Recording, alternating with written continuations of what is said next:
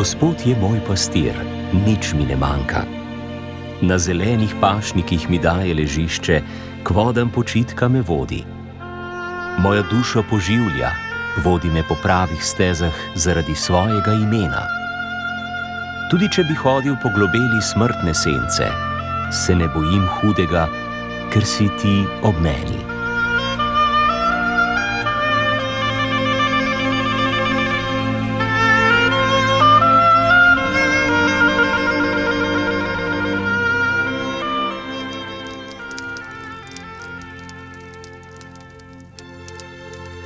V 100 letih, kar stoji zgradba Doma duhovnih vaj, se je z njo in v njej marsikaj zgodilo, ter postalo del zgodovine jezuitskega reda med Slovenci zadnjih 100 let. Spomnimo se, da družba Jezusova obstaja že skoraj 500 let in da je za njo burna zgodovina. Red, ki izvorno nosi latinsko ime Societatis Jesu, je sredi 16. stoletja ustanovil Ignacij Lojolski. Jezuiti, kakor so na kratko začeli imenovati družbo Jezusovo, so se kmalu zelo razširili, še posebej preko šolstva in izobraževanja, ter imeli velik verski, kulturni in ponekod celo politični vpliv v Evropi in po svetu. V Ljubljani so leta 1597 začeli s kolegijem, kjer se je šolalo mnogo pomembnih Slovencev. To je trajalo do leta 1773, ko je papež Klemen XIV. Red ukinil. Zgradbo kolegija je leto zatem uničil požar. Ostala je samo cerkev svetega Jakoba. Jezuitski red je preživel le v delih Evrope, kamor oblast papeža ni segla, Prusija in Rusija. Pri tem je imel pomembno vlogo tudi ljubljanski jezuit, pater Gabriel Gruber, ki se je preselil na območje ruskega cesarstva, kjer je skupaj z nekaterimi drugimi jezuiti deloval z dovoljenjem ruske cesarice in od leta 1802 tudi od papeža. Po 40 letih, leta 1814, je papež Pij VII. Jezuitski red ponovno vzpostavil. V Slovenijo so se jezuiti vrnili v drugi polovici 19. stoletja. Kratko so bili v Repnjah pri Vodicah, potem pri Svetem Florjanu v Ljubljani. Končno pa so se ustalili na Poljanah v Ljubljani. Tu so leta 1897 uredili tako imenovano rezidenco, to je večnamensko stavbo za bivanje in pastoralno dejavnost. V letih od 1912 do 1914 so zgradili še cerkev svetega Jožefa. Naslednji korak je bila gradnja Doma duhovnih vaj, saj so duhovne vaje za najrazličnejše kategorije ljudi doslej morali voditi po samostanih in cerkvah, ker v ta namen niso imeli posebne stavbe. Na 5. katoliškem shodu leta 1923 v Ljubljani so se zavzeli za gradnjo prvega slovenskega doma duhovnih vaj, ki bi ga vodili jezuiti. To se je res zgodilo in kot arhitekta so jezuiti k sodelovanju povabili Jožeta Plečnika. Arhitekt Jože Plečnik po vrnitvi iz Prage dolgo časa ni imel pravih naročil v Ljubljani. Najprej so se mu odprla naročila pri frančiškanih in pri jezuitih. Tukaj je bil zelo agilni pater Tomc, Franc Tomc, za katerega je potem Plečnik gradil tudi dom duhovnih vaj.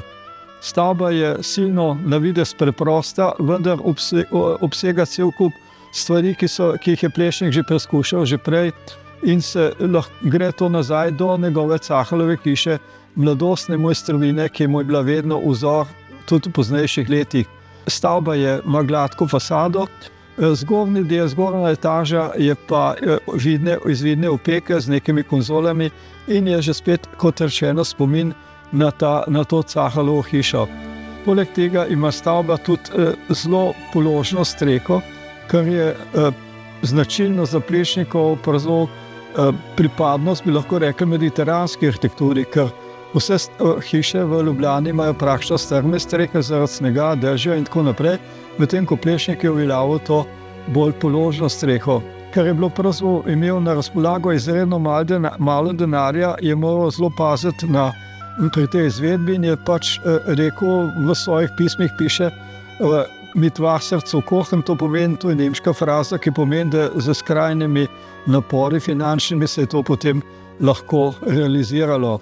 Ker je mestna oblast zahtevala, da se mora za svojo novo stavbo prilagoditi obstoječi arhitekturi, je Plečnik to obšel in je potem samo naznačil ta stik starega z novim, z stebrom, ki ga je dobil v Mlsekih v Ljubljani.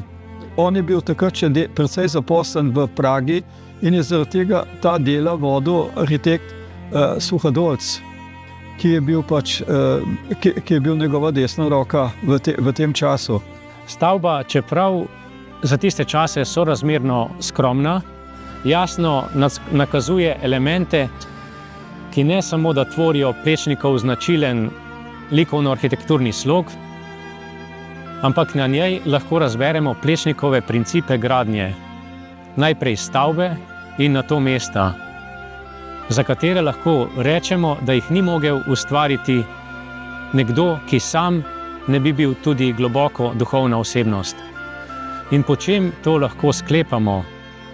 Ne gre nujno za ustvarjanje namensko sakralnega prostora, saj v tem primeru ne gre niti za cerkev, ne za kapelo, ampak predvsem za sam pristop poseganja v javni prostor.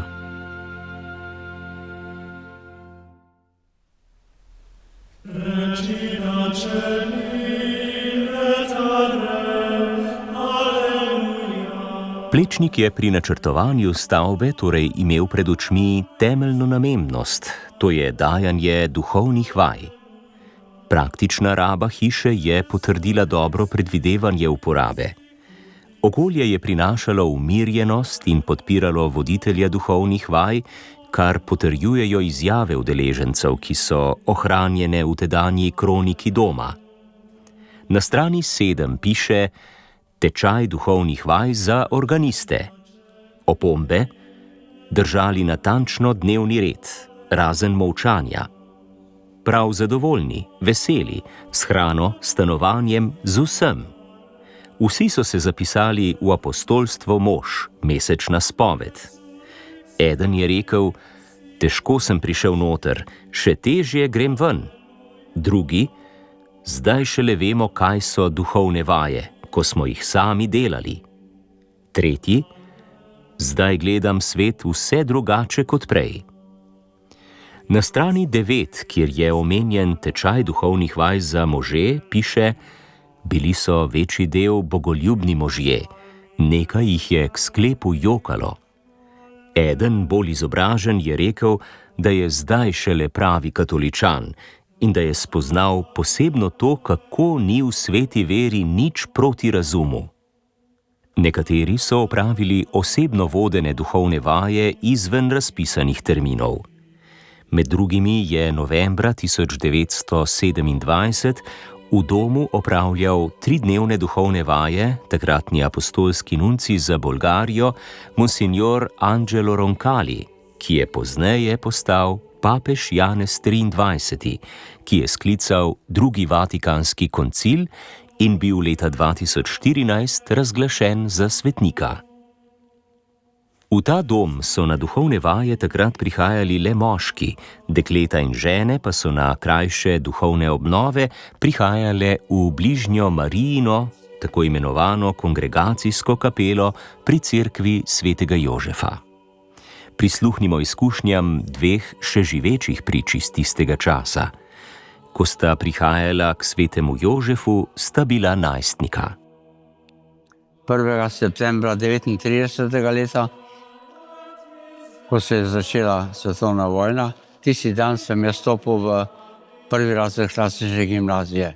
In takrat sem se začel seznanjati s svetim Jožefom in po božiču tega leta 1945 sem že pristopil k jezuitski skupnosti tu pri svetem Jožefu. Imeli smo fantovsko skupino, nas je bilo okolo 90. Pater Bogomil Remec je imel pa dekliško skupino vendar med njimi in nami ni bilo nobene take povezave, niso imeli ničesar skupnega. Ja, to so bili divji časi. Ko se je začelo to protiversko gonja. No, ampak takrat je še nekako bilo, se smo tukaj še lahko prihajali k jezuitom in tukaj je bila dijaška mednarodna kongregacija, kjer sem ves čas bil. In pater Jožef Prejac, ki je bil naš voditelj, je predlagal, kaj če bi šli enkrat na duhovne vaje. Je pa moja mama bila pri svetem Jožefu v Marini družbi gospa in je vsako leto šla in to doma povedala, tako da sem vedel in slišal, da duhovne vaje, ne. No, in sem se odločil, pa še nekaj drugih fantov, na 3 dni duhovne vaje v popolni tišini. Bili smo v domu duhovnih vaj, že samo poslopje je delovalo na nas, to je bila lepo urejena hiša s tolikimi sobami, s hodniki, s stopniščem, tako da je bilo že na zunaj nekako skrivnostno in slovesno priti svetem Jožefu v dom duhovnih vaj. Tako nas se je zbralo kakšnih 30 za en termin. Pozneje pa sem še enkrat bil na duhovnih vajah in to na skrivaj, ker je neka udba v tele z meni narediti ovaduha za jezuite.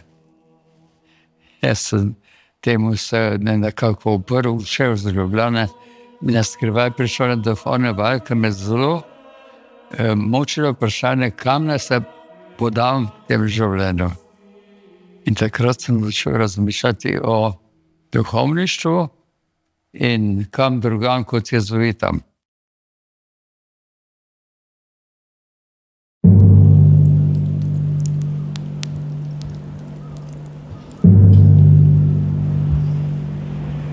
Delovanje doma duhovnih vaj je bilo torej zelo plodovito in obetavno. Prišla pa je druga svetovna vojna, med katero se je začela komunistična revolucija in povojni prevzem oblasti strani komunistov.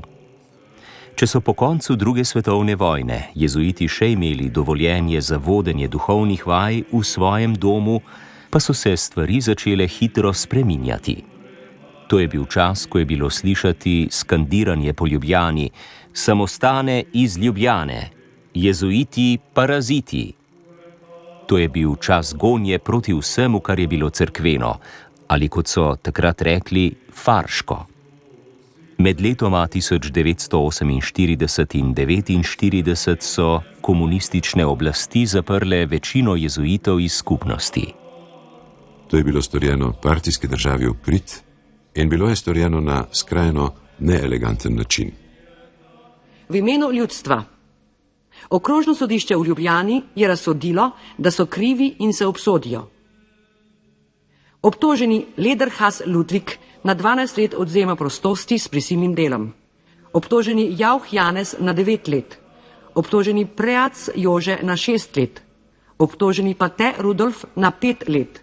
Obtoženi Koncilija Janko na 5 let in 7 mesecev odvzema prostosti s prisilnim delom. Po členu 4 zakona o kaznivih dejanjih zoper ljudstvo in državo in s smiselno uporabo člena 10 ZKLD se izreče zaplemba vsega premoženja jezuitskega reda v Ljubljani in zaplemba premoženja obtožencev.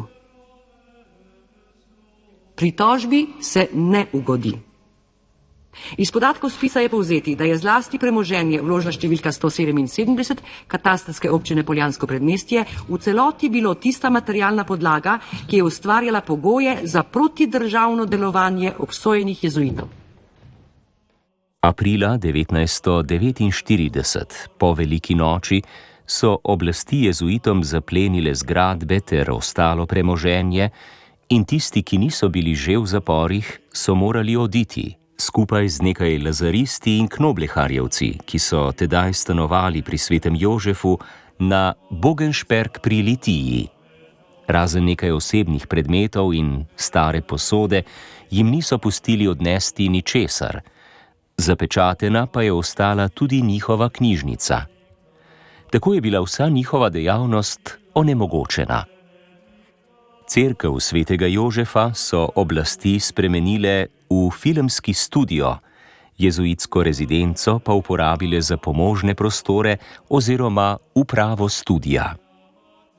Snemanje Kekca je bilo pred zahtevno nalogo. Medtem ko so se dela na terenu nadaljevala, sem jaz bil postavljen pred novo nalogo. Tukaj v Ljubljani, v tej cerkvi, postaviti sceno imenovana Soteska. Na razpolago sem imel 32 metrov dolžine, 12 metrov širine in pa seveda neomejen padec, ki je bil potreben za to, da je potok dajal vtis živosti. Kaj pa se je zgodilo s stavbo Doma duhovnih vaj?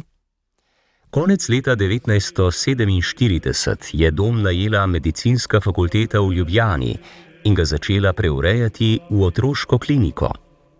Leta 1956 je bila stavba preurejena v mestno porodnišnico. Leta 1960 so na južni strani stavbe dozidali kletno-pritlični prizidek za administrativne namene in sprejem. Leta 1963 pa nad njim še bolniško dvigalo s predprostori in balkoni. Arhitekt teh sprememb seveda ni bil več Plečnik, ki je umrl že leta 1957. Leta 1972 je v stavbi začel delovati Inštitut za načrtovanje družine, ki je bil upravno pripojen kliničnemu centru. Tu je bilo opravljenih veliko abortusov oziroma splavov, na kar danes spominja kapela nedolžnih otrok. Ena od tedanjih uslužbenk v upravi inštituta je bila Marija Štrbenc. Po 3 letih sem prišla pa v upravo in tukaj gor se je pa seveda že več stvari nekako vedelo, dogajalo, tudi ordinacije so se razširile. Tako da to, kar je bilo, bom rekla, danes, kar je vprašanje, kaj se je v tej hiši vse počelo v času, ko je bil tukaj Inštitut za načrtovanje družine, mi pravzaprav kot delavci nismo imeli posebnega vedenja. Vedeli smo, da so tukaj ginekološke ambulante, da je tukaj zdravljenje neplodnosti in seveda še marsikaj drugega. Jaz, da se tukaj delajo splavi, sem nekako prišla do spoznanja ali pa do vedenja, da je bilo to v kleti, ker tukaj sta splave opravljala samo 2 zdravnika in tudi spodaj je bila samo ena ambulanta in to v kleti.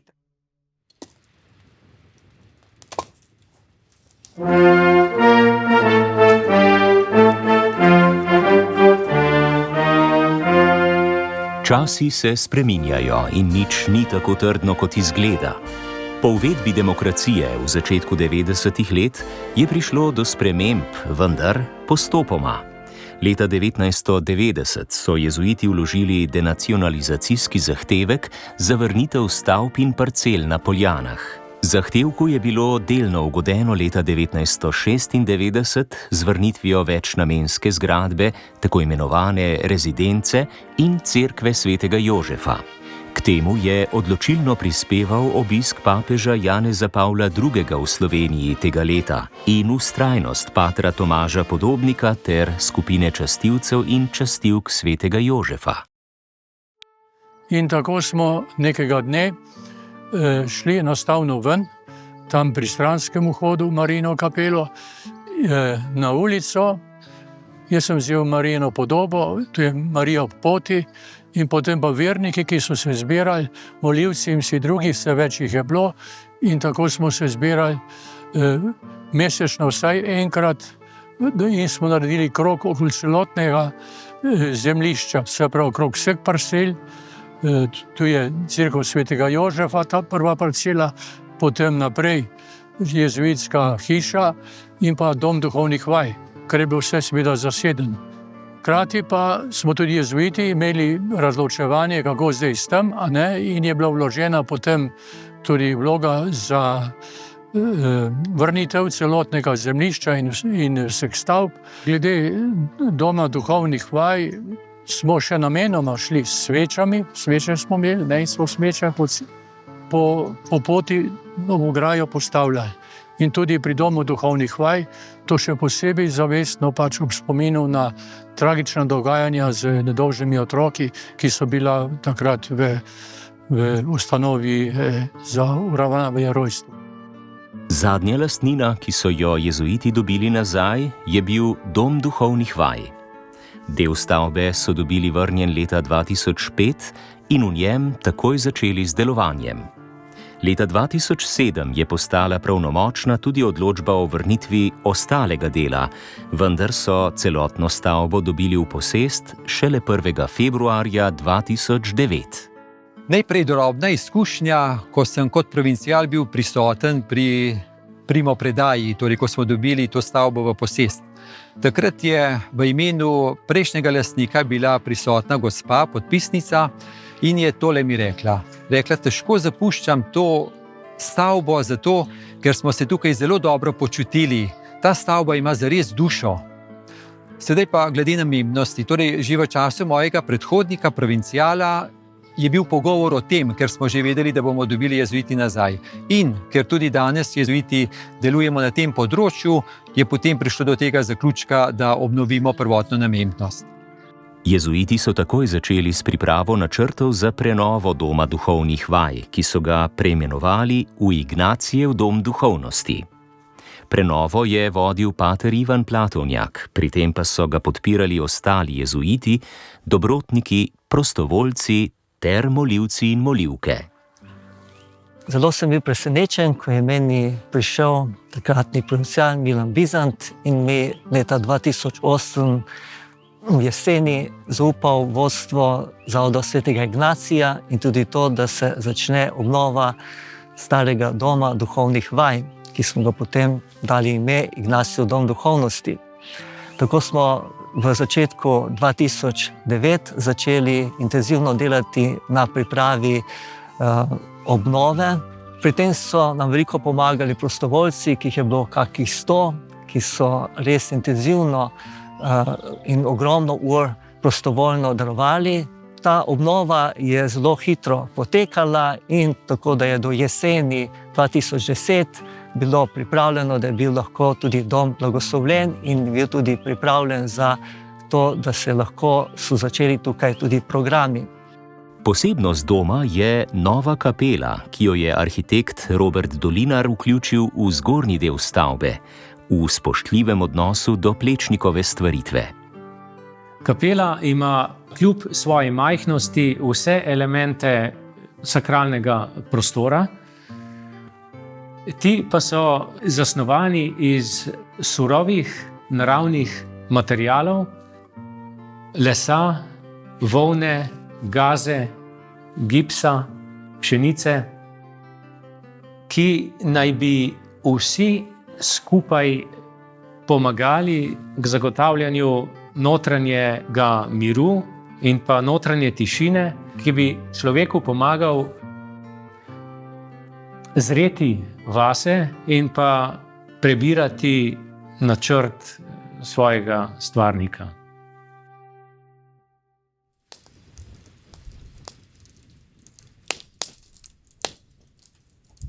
Dne 26. septembra 2010 je apostolski nuncij v Sloveniji, monsignor Santos Abrili Castelio, blagoslovil Ignacijev dom duhovnosti v njegovi sedanji podobi.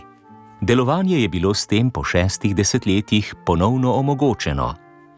V 100-letnem obdobju je stavba le tretjino časa služila svoji prvotni namembnosti. Od jeseni 2010 naprej, torej zadnjih 15 let, je dogajanje v stavbi spet skladno s prvotnim namenom. Na spletni strani Ignacijevega doma duhovnosti beremo: Naše temeljno poslanstvo je iskati in najti Boga v vsem in hkrati drugim pomagati vstopati v osebni odnos z njim. Vse dejavnosti doma spodbujajo k temu, da se učimo postajati ljudje, ki želijo biti v stalnem odnosu z Bogom in se iz tega učiti odzivati na potrebe človeške skupnosti. Pri svojem poslanstvu smo trdno zasidrani v izročilu svetega Ignacija Lojolskega in nauku cerkve. Uvajamo v duhovno izkustvo in širimo duhovne vaje ter ignacijansko duhovnost, tako v službi cerkve kot vsakem človeku dobre volje. To poslanstvo skuša izpolnjevati ekipa jezuitov skupaj z zaposlenimi.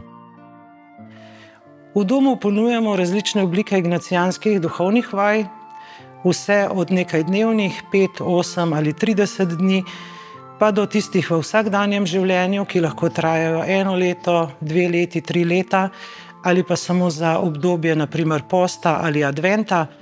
Potem so tu različni duhovni vikendi, nekateri ubrani na določene teme, kot je hvaležnost, film, glasba, literatura, drugi pa seveda namenjeni določenim skupinam, kot so zakonci, ovdoveli, odmiki za ženske in podobno.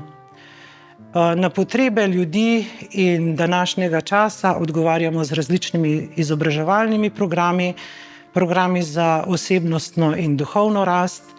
Nekateri od njih zahtevajo veliko angažiranost posameznikov in trajajo dlje časa, kot naprimer 1-letna šola odnosov in odpuščanja, pa 3-mesečni program za žalujoče, 2-mesečni program osnove razločevanja in odločanja. Spet drugi pa so pripravljeni kot neki tematski sklopi, enodnevnih ali nekajurnih srečanj, filozofsko-teološki pogovori, potem srečevanja, dan za dušo, večerna srečanja in različna predavanja. V našem domu najdejo svoj prostor tudi različne skupine, kot so ovdoveli, žalujoči, zakonci, tudi biblično skupino imamo. Nas pa poiščejo mnogi tudi zaradi duhovnega spremljanja in tu najdejo svoje redne duhovne spremljevalce, zato veliko pozornosti posvečamo tudi izobraževanju duhovnih spremljevalcev laikov. Sveti Ignacij je v pismu nekemu duhovniku zapisal: Duhovne vaje so zagotovo najboljše, kar si lahko v tem življenju predstavljam in razumem, kot pomoč za osebni napredek človeka in tudi za pomoč in korist mnogim dušam. Ignacijanske duhovne vaje vodijo v osebno srečanje z Bogom. Torej ne Bog, ki nasplošno govori in sem jaz samo eden v množici ljudi, ampak ki me osebno nagovarja in ga jaz potem lahko osebno nagovorim. In to pomeni dialog, pomeni stik, pomeni odnos in Bog ima nekaj dragocenega povedati za življenje, za polnost življenja.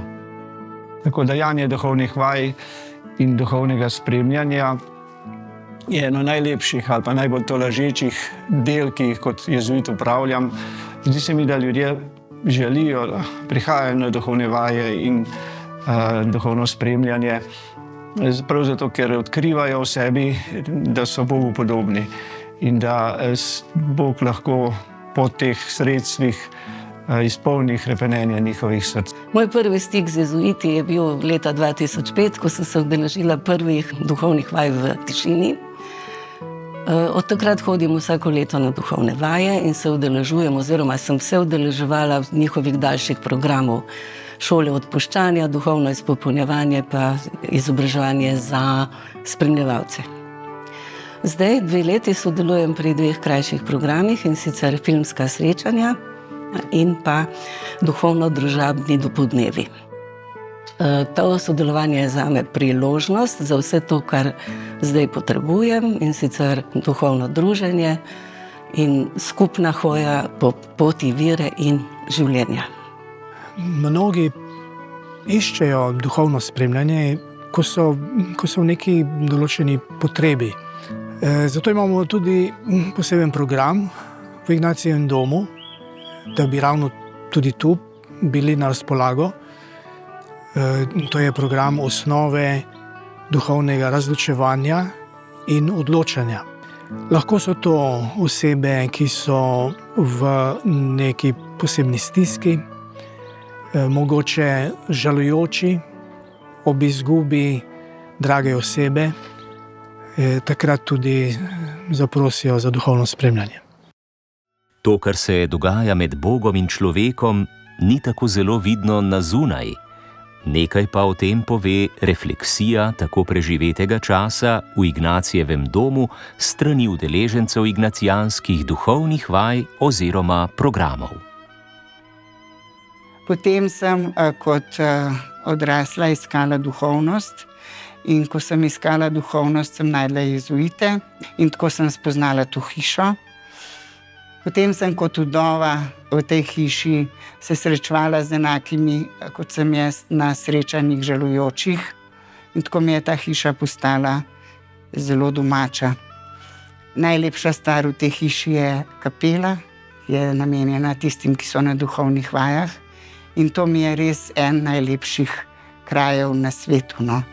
Tak mir in taka belina in taka umirjenost, tako malo simbolov, pa tako res močni simboli. Nikoli nisem želela slišati, kaj je umetnik mislil, ko jo je naredil, ker sem si vse zamislila sama, kaj vidim. Sam sem se 2-krat udeležil duhovnih vaj v tišini za študente. To mi pomeni kot nek prostor, neko krajše obdobje, kjer se lahko ustavim od dnevnega vrveža in od tempa in se podam sam v sebe ob Božji besedi, ki jo premišljujem, in skušam z nekim notranjim ušesom, če temu tako rečem, slišati Božjo govorico. Z ignacijanskimi duhovnimi vajami sem se prvič srečal v bogoslovju, v 1. letniku, ko smo imeli vsi bogoslovci, bilo nas je 100 osebno vodene duhovne vaje. Prišlo je 6 jezuitov, vodil jih je pater Roblek in smo se uvajali pravzaprav v molitev, v meditacijo, v premišljevanje, v tudi osnove razločevanja, tako da je bilo zame to povsem novo odkritje. En globok dotik Boga sem začutil takrat v tistih duhovnih vajah. In potem so te duhovne vaje pravzaprav ostale stalnica vse leta mojega življenja do sedaj.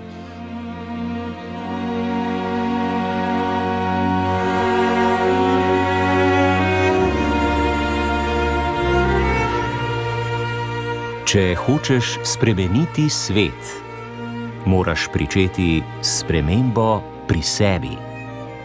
Malo ljudi sluti, kaj bi Bog lahko naredil iz njih, če bi se brez pridržka predali delovanju njegove milosti. Sveti Ignacij Lojolski.